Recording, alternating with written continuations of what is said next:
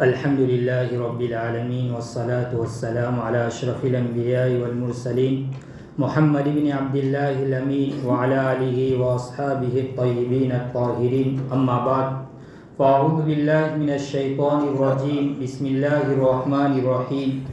من کان یرجو لقاء ربہ فلیعمل عملا صالحا ولا یشرک بعبادۃ ربہ احدا، صدق اللہ العظیم۔ محترم دوستوں اور بزرگوں، گزشتہ کل ہماری بات چل رہی تھی کہ جو شخص جیسی زندگی گزارتا ہے اس کا خاتمہ بھی اچھا ہوتا ہے۔ اللہ تعالیٰ نے ہمارے سامنے دونوں راستے رکھ دیے، ہدایت والا اور صراط مستقیم والا راستہ بھی ہمیں بتا دیا جو جنت کی طرف لے جانے والا ہے، اور گمراہی والا راستہ جو جہنم کی طرف لے جانے والا ہے، اللہ نے وہ راستہ بھی بتلا دیا۔ اب یہ ہمارے اختیار میں ہم کہ کس راستے کے اوپر ہم زندگی گزار رہے ہیں۔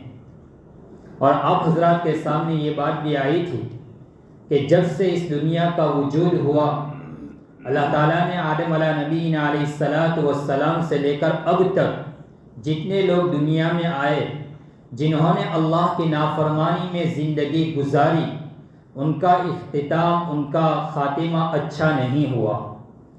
مال اور دولت اور پیسے کی وجہ سے انسان زندگی میں سکون نہیں پاتا۔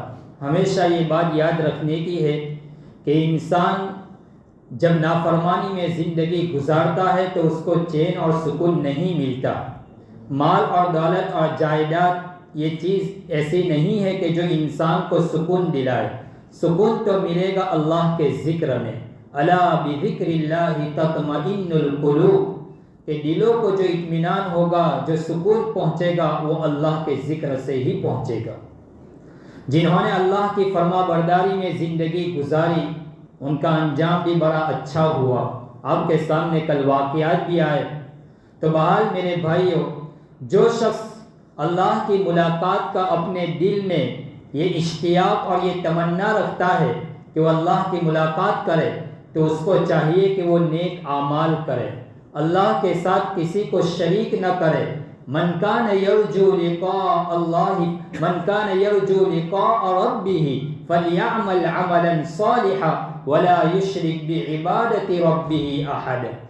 وہ نیک اعمال کرے اور اللہ کے ساتھ کسی کو اس کی عبادت میں شریک نہ ٹھہرائے، یعنی کسی کو اس کے ساتھ اپنے دل میں کسی کو ملوث نہ کرے۔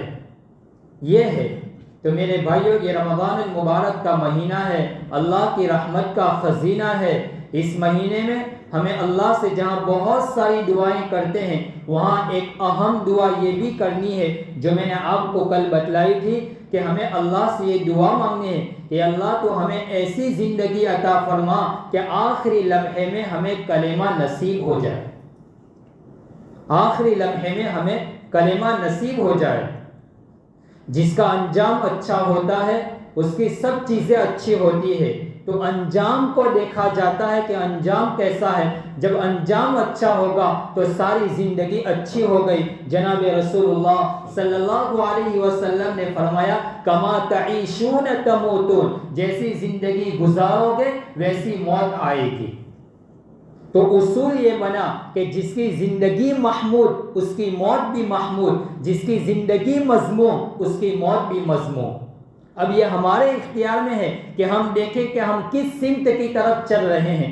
آیا صالحین والا راستہ اختیار کیے ہوئے ہیں یا فاسقین والا راستہ اختیار کیے ہیں؟ ہمارے مشائخ نے لکھا کہ جنہوں نے دنیا کے اندر میں جتنی استقامت کے ساتھ شریعت کے اوپر عمل کیا ہوگا اور جتنی استقامت کے ساتھ شریعت کے اوپر چلتا ہوگا، وہ کل قیامت کے دن پل صراط کے اوپر اتنے ہی آسانی کے ساتھ گزر جائے گا۔ اور جو شخص دنیا کے اندر میں شریعت کے اوپر عمل کرتے ہوئے ڈگمگایا ہوگا اور پھسلتا رہا ہوگا، وہ شخص کل قیامت کے دن بھی پل صراط کے اوپر پھسل جائے گا۔ اب یہ ہمیں دیکھنا ہے کہ آیا ہمارے سامنے جب شریعت کا کوئی حکم آیا، حکم خداوندی آیا، تو آیا ہم نے اس کے عمل کرنے میں غصے کی وجہ سے، کبھی نفس کی خواہش کی وجہ سے، کبھی اپنے مفاد کی وجہ سے، کیا ہم نے اس کے اوپر عمل بھی کیا یا نہیں کیا، یا حکم خداوندی کو ٹھکرا دیا؟ تو ہمیں خود اپنے بارے میں فیصلہ کرنا ہے کہ اگر دنیا کے اندر میں ہم چاہتے ہیں کہ کل قیامت کے دن پل صراط کے اوپر آسانی کے ساتھ تیر کے تلوار کی طرح بالکل آسان، بال کے باریک سے زیادہ وہ راستہ اتنا تیز ہے اور اتنا باریک ہے، اس تلوار سے زیادہ تیز اور بال سے زیادہ باریک ہوگا، فرمایا وہ اس کے اوپر سے وہ چلے گا آسانی کے ساتھ جنہوں نے دنیا کے اندر میں شریعت کے اوپر استقامت کے ساتھ عمل کیا ہوگا۔ اس لیے دنیا میں جس کا جو اچھی زندگی گزارتا ہے اس کا خاتمہ بھی اچھا ہوتا ہے۔ ابو بکر بن عیاش رحمۃ اللہ علیہ، اس امت کا یہ وہ شخص گزرا ہے جو کثرت کے ساتھ قرآن کریم کی تلاوت کرتا تھا، روزانہ ایک قرآن کریم کی تلاوت کرتا تھا۔ ابو بکر بن عیاش رحمۃ اللہ علیہ اس امت کا وہ فرد گزرا ہے، جب اس کی موت کا وقت قریب آیا تو اپنی بیٹی کو بلایا اور فرمایا کہ بیٹی، اس گھر میں کبھی اللہ، اس روم میں اور اس گھر میں کبھی اللہ کی نافرمانی نہ کرنا۔ بیٹی نے کہا ابا کیا ہوا؟ فرمایا اس گھر میں نے روزانہ ایک قرآن کریم کی تلاوت کی ہے اور یہ میرا 30 سال کی زندگی کا یہ عمل ہے۔ فرمایا 30 سال میں ایک دن بھی ایسا نہیں گزرا کہ جس دن میں نے پورا قرآن کریم کو مکمل نہ پڑھا ہو۔ کیسی زندگی تھی ہمارے اکابر کی۔ فرمایا بیٹی کبھی اس گھر میں نافرمانی نہ کرنا۔ جب اس کی موت کا آخری وقت تھا تو ان کی ایک بیٹی اور ایک بیٹا تھا، دونوں قریب میں آ کر بیٹھ گئے، کہا ابا کو موت کا آخری وقت ہے، ہم ابا کو کلمے کی تلقین کرے۔ تو بیٹا کلمہ پڑھانے لگا، اشہد ان لا الہ الا اللہ۔ تو ابو بکر بن عیاش رحمۃ اللہ علیہ نے سورہ فاتحہ کی تلاوت شروع کر دی۔ سورہ فاتحہ ختم ہو گئی، سورہ بقرہ ختم ہو گئی، سورہ آل عمران ختم ہو گئی، سورہ نساء ختم ہو گئی، سورہ مائدہ ختم ہو گئی، اور جب سورہ انعام پر پہنچے تو سورہ انعام شروع ہی کی تھی کہ روح پرواز ہو گئی۔ تو جس کی زندگی جیسی گزرتی ہے اس کا انجام ایسا ہی ہوتا ہے۔ اس لیے میرے بھائیوں، ہمیں بہت اچھی زندگی گزارنے کی اللہ سے دعا کرنی چاہیے۔ کل میں نے جو آپ کو ایک کتاب بتائی تھی، حسن الخاتمہ وسوء الخاتمہ، بڑی اچھی کتاب ہے۔ اس کتاب میں ایک واقعہ لکھا ہے، عرب کے 3 نوجوان تھے۔ فرمایا ان کی زندگی عیاشی کے اندر میں گزر رہی تھی، کبھی نماز صلاۃ کچھ نہیں۔ اچانک یہ لوگ ٹک ٹاک کر رہے تھے اور جا رہے تھے کہیں گاڑی کو چلاتے ہوئے فل، اچانک ایکسیڈنٹ ہوا گاڑی کے ساتھ، 2 تو اسی وقت ختم ہو گئے اور بالکل جل کر راکھ ہو گئے۔ ایک آخری انسان، دونوں 3 میں سے ایک بچا ہوا تھا، اس کا بھی آخری وقت تھا، اس کے پاس جا رہے گئے اور کہا کل لا الہ الا اللہ، تو وہ کہہ رہا تھا انا فی سقر، انا فی سقر، گویا میں جہنم میں جا رہا ہوں، میں جہنم میں جا رہا ہوں۔ تو جس کی زندگی جیسی گزرتی ہے اس کا انجام بھی ویسا ہوتا ہے۔ قرآن کریم کے اندر میں اللہ تبارک و تعالیٰ نے سورہ مدثر کے اندر میں فرمایا ما سلککم فی سقر، کل قیامت ان جہنمیوں سے پوچھا جائے گا کہ تم جہنم میں کس وجہ سے گئے، تم جہنم میں کون سے سبب کی وجہ سے گئے؟ تو وہ کہیں گے قالوا لم نک من المصلین، ہم نماز نہیں پڑھتے تھے، قالوا لم نک من المصلین ولم نک نطعم المسکین، ہم مسکینوں کو کھانا نہیں کھلاتے تھے، وکنا نخوض مع الخائضین، ہم بحث و مباحثہ کرتے تھے، وکنا نکذب بیوم الدین، ہم قیامت کے دن کو جھٹلاتے تھے، حتی اتانا الیقین، یہاں تک کہ قیامت قریب آ گئی۔ تو میرے بھائیو، آگے اللہ تعالیٰ فرماتے ہیں کہ جو اللہ کی عبادت نہیں کرتا، نماز نہیں پڑھتا، کأنہم حمر مستنفرہ، فرمایا وہ گدھا ہے، گدھے کی طرح جو بڑک کے بھاگتا ہے، جو گدھا بڑک کے بھاگتا ہے۔ اللہ فرماتے ہیں کأنہم حمر مستنفرہ، کہ جو بڑکے ہوئے گدھے کی طرح ہے۔ تو جو نماز نہیں پڑھتا، گویا اللہ نے فرمایا وہ گدھا ہے۔ اس لیے ہمیں اپنی زندگی اچھی طرح گزارنی ہے۔ اللہ سے دعا کرے کہ باری تعالیٰ ہمارا انجام بھی اچھا فرمائے اور ایمان پر ہمارا خاتمہ فرمائے۔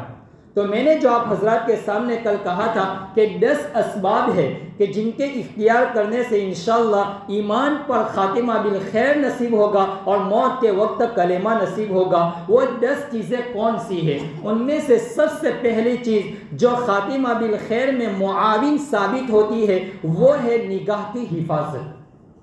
وہ ہے نگاہ کی حفاظت. جو انسان اپنی نگاہ کی حفاظت کرتا ہے اور اپنے دل میں یہ استحضار کرے کہ ان آنکھوں سے اللہ کا دیدار کرنا ہے، ان آنکھوں سے جناب رسول اللہ صلی اللہ علیہ وسلم کا دیدار کرنا ہے، ان آنکھوں سے انبیاء کا دیدار کرنا ہے. بس جب کبھی یہ نگاہ کسی غلط چیز کے اوپر اٹھنے لگے تو انسان سے اتنا ہی تصور کر لے کہ مجھے میرے رب کے سامنے کھڑا ہونا ہے. وَأَمَّا مَنْ خَافَ مَقَامَ رَبِّهِ وَنَهَى النَّفْسَ عَنِ الْهَوَىٰ. ہمارے اکابر فرماتے ہیں کہ جس انسان کے دل میں گناہ کا داعیہ پیدا ہو اور غلط خیالات آنے لگے اس کو چاہیے اس آیت کا ورد کرے. وَأَمَّا مَنْ خَافَ مَقَامَ رَبِّهِ وَنَهَى النَّفْسَ عَنِ الْهَوَىٰ. فرماتے ہیں اللہ اس کے دل کو پاک صاف کر دے گا اور جو غلط خیالات آ رہے اللہ اس کو ختم کر دیں گے. تو بڑی اچھی اور بڑی مجرب یہ آیت ہے، اس کا ہمیں اہتمام کرنا چاہیے. بہرحال سب سے پہلی چیز جو ہے وہ ہے نگاہ کی حفاظت.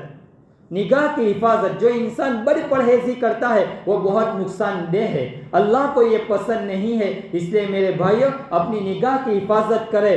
جب انسان اپنی نگاہ کی حفاظت نہیں کرتا تو اللہ کی رحمت سے بھی محروم ہو جاتا ہے، اللہ بھی اس کو پسند نہیں کرتا. دنیا کے اندر میں عورت جو ہوتی ہے وہ بھوک برداشت کر لیتی ہے، وہ پھٹے پرانے کپڑے پہن لیتی ہے، وہ فقر و فاقہ برداشت کر لیتی ہے، لیکن وہ نہیں چاہتی کہ اس کا شوہر کسی غیر عورت کی طرف نظر اٹھا کر دیکھے، وہ بالکل نہیں چاہتی. تو جب ایک دنیا کی ایک عورت یہ نہیں چاہتی تو میرا اللہ کیسے چاہے گا کہ اس کے دل میں میری محبت کے علاوہ کسی اور کی محبت بسے؟ اللہ کیسے برداشت کرے گا؟ جب عورت برداشت نہیں کرتی تو اللہ کیسے برداشت کرے گا؟ اس لیے حسن بصری رحمت اللہ علیہ کے متعلق لکھا ہے کہ حسن بصری رحمت اللہ علیہ نے فرمایا ہم نے توحید ایک دھوبن سے سیکھی ہے. ہم نے توحید ایک دھوبن سے سیکھی، جو کپڑا دھوتا ہے اس سے ہم نے سیکھی ہے. تو فرمایا مریدین نے کہ حضرت حسن بصری سے فرمایا حضرت کیسے؟ فرمایا میرے پڑوس کے اندر میں ایک دھوبن رہتا تھا. میں گرمی کے موسم میں رات کے وقت اپنی چھت کے اوپر سونے کے لیے چلا گیا. میں نے سنا کہ اپنے پڑوس کے اندر میں جو دھوبن ہے وہ اپنی بیوی کے ساتھ کسی بات کے اندر میں ٹٹکا رہا تھا اور تلخ ہم کلامی ان کی ہو رہی تھی، جھگڑ رہے تھے. تو اس عورت گھر میں سے یہ آواز دے رہی تھی کہ اس گھر کے اندر میں جب سے آئی میں بھوک بھی برداشت کر رہی ہوں، میں فقر و فاقہ بھی برداشت کر رہی ہوں، لیکن میں یہ نہیں چاہتی کہ آپ میرے علاوہ کسی اور سے محبت کریں. فرمایا جب میں نے اس کا یہ جملہ سنا تو میری نظر اور میرا دماغ قرآن کریم کے آیت کے اوپر گھومنے لگا. قرآن کریم میں اللہ فرما رہے ہیں ان اللہ لا یغفر ان یشرک بہ ویغفر ما دون ذلک لمن یشاء. اللہ فرماتے میرے بندے تو کوئی بھی گناہ لے کر آئے گا میں تیرے گناہ کو بخش دوں گا سوائے اس بات کے، سوائے اس کے وَمَن يُشْرِكْ بِاللَّهِ إِنَّ اللَّهَ لَا يَغْفِرُ أَن يُشْرَكَ بِهِ وَيَغْفِرُ مَا دُونَ ذَلِكَ لِمَن يَشَاء. سوائے اس کے کہ تم میری محبت میں کسی کو شریک نہ ٹھہرائے. اگر تم میری محبت میں میری عبادت میں کسی کو شریک ٹھہرائے گا اللہ فرماتے ہیں میں اس کی بخشش نہیں کروں گا. اس لیے میرے بھائیو حسن بصری فرماتے ہیں کہ ہم نے توحید ایک دھوبن سے سیکھی ہے. بہرحال یہ نظر جو ہے یہ اللہ کے رسول صلی اللہ علیہ وسلم نے فرمایا ابلیس کے تیروں میں سے ایک تیر ہے. اس لیے جس نے اس کی حفاظت کی، اللہ کے حبیب فرماتے ہیں جس نے اپنے آنکھ کی حفاظت کی اللہ اس کے دل میں نور ایمان کو داخل کر دیتا ہے، اس کے دل میں ایمان کی حلاوت داخل کر دیتا ہے. اس کو تلاوت میں مزہ آئے گا، قرآن کے پڑھنے میں مزہ آئے گا، اللہ کی عبادت میں مزہ آئے گا. اس کے اوپر حالات آئے گا تو اس کو برداشت کر لے گا کہ میرے رب کے فیصلے ہیں، اس کے اوپر مجھے رضامند ہے. تو ہر چیز اس کے لیے سہنا اور برداشت کرنا اور عمل کرنا سب آسان ہو جائے گا. وہ اللہ کے راستے میں کھل کر خرچ کرنے والا ہو جائے گا جب انسان کے دل میں ایمان ہوتا ہے.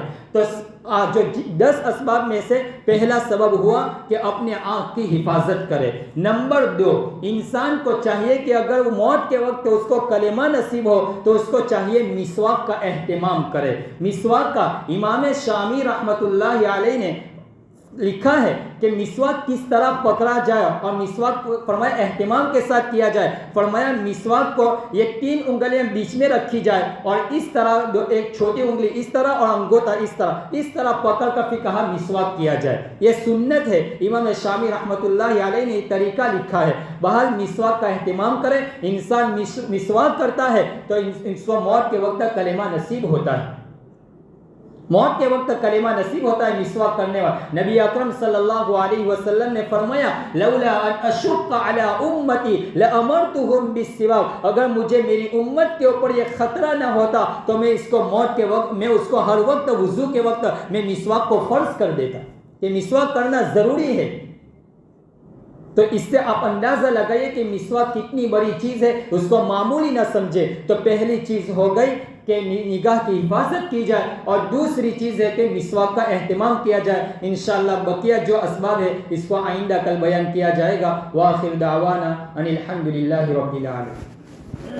بسم اللہ الرحمن الرحیم. اللہم لک الحمد کلہ ولک الشکر کلہ ولک الخلق کلہ بیدک الخیر کلہ انک علی کل شیء قدیر. اللہم لا احصی ثناء علیک انت کما اثنیت علی نفسک. اللہم صل وسلم علی سیدنا محمد وعلی آل سیدنا محمد وبارک وسلم. اے اللہ ہمارے گناہوں کو معاف فرما, خطاؤں سے درگزر فرما, سیئات کو حسنات سے مبدل فرما. پیارے اللہ آپ بڑے رحیم ہے, آپ بڑے کریم ہے, آپ بڑے شفیق ہے, آپ رحمانوں کے رحمان ہے, آپ کریموں کے کریم ہے, آپ داتاؤں کے داتا ہے, آپ بے سہاروں کے سہارا ہے. اے اللہ تیری رحمت میں کوئی, تیرے خزانے میں کسی چیز کی کمی نہیں ہے. میرے پیارے اللہ آپ تو وہ رب ہے کہ آپ نے آدم علیہ نبینا علیہ السلام کی توبہ قبول فرمائی تھی. پیارے اللہ آپ تو وہ رب ہے کہ آپ نے نوح علیہ نبینا علیہ السلام کی کشتی کو جودی پہاڑ کے اوپر ٹھہرائی تھی اور آپ نے نجات دی تھی. پیارے اللہ آپ تو وہ رب ہے کہ آپ نے یونس علیہ نبینا علیہ السلام کو مچھلی کے پیٹ سے آپ نے انہیں نجات دی تھی. میرے اللہ آپ تو وہ رب ہے کہ آپ نے موسیٰ علیہ نبینا علیہ السلام کو فرعون سے نجات دی تھی. اے اللہ اپنے دریا کو پار کرا دیا تھا. اے میرے پیارے اللہ ہم بھی وہی آپ کے نبی کے بندے ہیں. اللہ ہم آپ کے بندے ہیں, آپ کے نبی کے امتی ہے. ہم گنہگار ہے, ہم خطا کار ہے, ہم سیاہ کار ہے, مجرم ہے.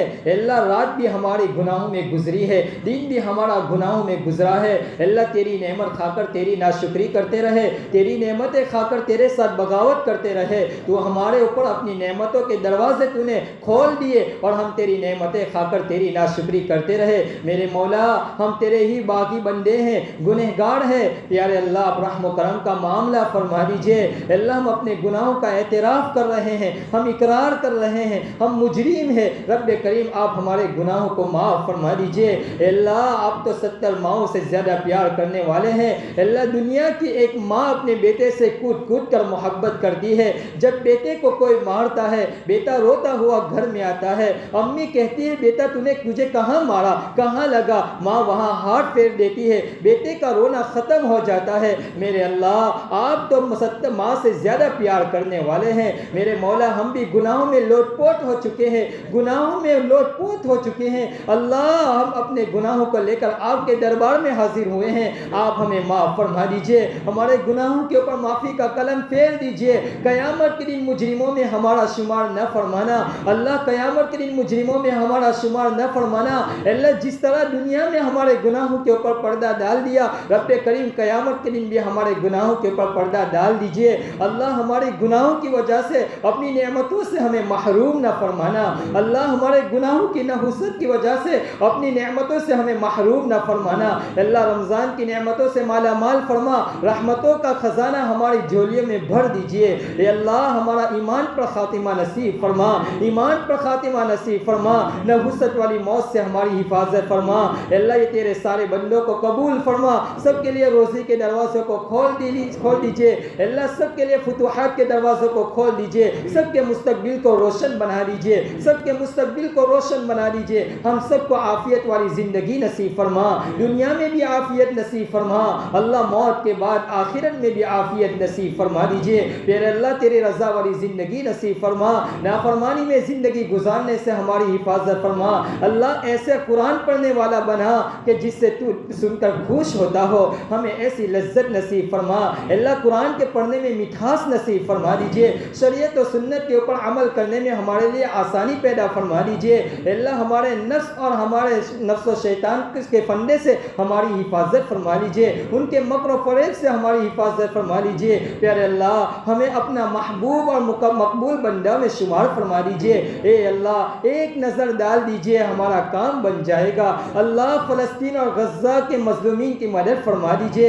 اللہ، ان کے سب ضرورتیں اپنے خزانہ غیب سے پوری فرما دیجئے، امن و امان پیدا فرما دیجئے اللہ، امن و امان پیدا فرما دیجئے، مسجد اقصی کی حفاظت فرما، حرمین شریفین کی حفاظت فرما اے اللہ، اس گاؤں میں امن و امان پیدا فرما، اس گاؤں میں اتحاد و اتفاق پیدا فرما، سب کو آپس میں ایک اور نیک بنا لیجئے اللہ، ہمیں اپنا محبوب بنا لیجئے، ہمیں اپنا محبوب بنا لیجئے اور اپنے بندوں کا بھی محبوب بنا لیجئے اللہ، ہمیں اپنے دربار میں بھی عزت نصیب فرما، اپنے بندوں کے درمیان بھی ہمیں عزت عطا فرما اے اللہ، اے پیارے اللہ، ہمیں اپنی نگاہ میں چھوٹا اور لوگوں کی نگاہ میں باعزت بنا لیجئے پیارے اللہ، ہم سب کو نماز میں خوش و خضوع نصیب فرما، تہجد کا سرور نصیب فرما اللہ، تہجد کا سرور نصیب فرما، قبر کے عذاب سے ہماری حفاظت فرما اللہ، آنے والے فتنوں سے ہماری حفاظت فرما، قبر کے فتنوں سے ہماری حفاظت فرما، ظاہری باطنی فتنوں سے ہماری حفاظت فرما اللہ، غسل جنازہ سے پہلے غسل معاصی عطا فرما،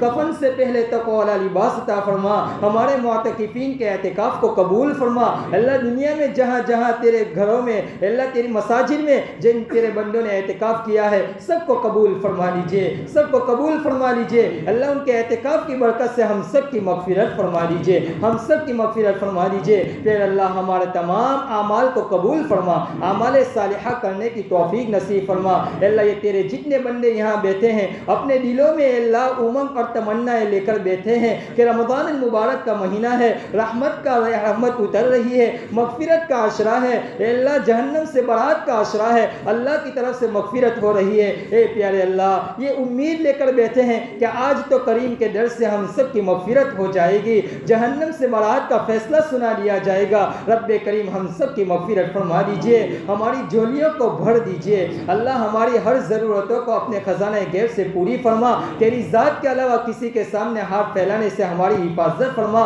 ہماری ہر ضرورتوں کو آپ پوری فرما دیجئے اللہ، ہمیں نیک بنا، ہماری نسلوں میں علماء پیدا فرما، محدثین پیدا فرما، مفسرین پیدا فرما اللہ، حفاظ پیدا فرما اے اللہ، ہمیں عظمت قرآن نصیب فرما، محبت قرآن نصیب فرما، اطاعت قرآن نصیب فرما، حلاوت قرآن نصیب فرما، تفکر قرآن نصیب فرما، تدبر قرآن نصیب فرما، عظمت قرآن نصیب فرما اے اللہ، عبادت میں حلاوت اور چاشنی نصیب فرما اے اللہ، مرتے دم تک شریعت و سنت کے مطابق زندگی گزارنے کی توفیق نصیب فرما، ہمارے تمام مرحومین کی مغفرت فرما دیجئے اللہ، ہمارے آبا و اجداد کی مغفرت فرما دیجئے، ہمارے والد مرحوم کی مغفرت فرما دیجئے، قبر کو نور سے منور فرما، جنت الفردوس میں اعلیٰ مقام نصیب فرما، ہمیں صحیح معنی میں ان کے لیے صدقہ جاریہ بنا لیجئے اے اللہ، ہمارے اساتذاؤں کی مغفرت فرما اے اللہ، جو حیات ہیں ان کی عمر میں خوب برکت نصیب فرما، جو بیمار ہیں ان کو شفاء کلیہ نصیب فرما اللہ، جو مانگا وہ عطا فرما،